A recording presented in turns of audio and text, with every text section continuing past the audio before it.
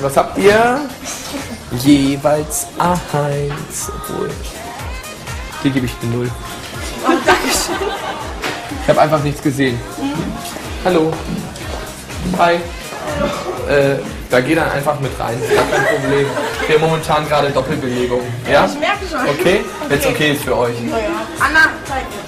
Gucke zu, ich muss gucken, wie das aussieht. Wie, du musst gucken, wie das aussieht? Ja, ich muss dir ja helfen. Ich muss Das dir kannst du was gerne sagen. von hier aus machen. Nein, echt jetzt? Doch, ja.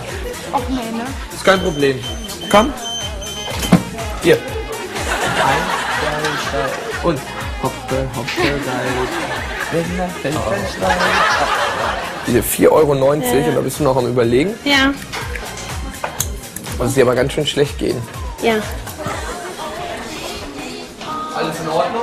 Ja, noch nicht reingucken hier. Ne? Würde ich nie machen. Warum soll ich denn da reingucken? So, jetzt mal einmal weg, ne? Ich muss mein Unterteil anziehen. Ja? Ja, Okay, ich bin dann hier. Ich bin dann weg. Nein, wir sind dann weg, ne? Tschüss. Tschüss. Ja. Was? Achso. Ja. So. Schön, dass Sie da sind. Ellie von den Superstars geht bei H&M einkaufen. Das ist total sympathisch. Hallo? So, mal die Ersten hier. Was heißt denn das?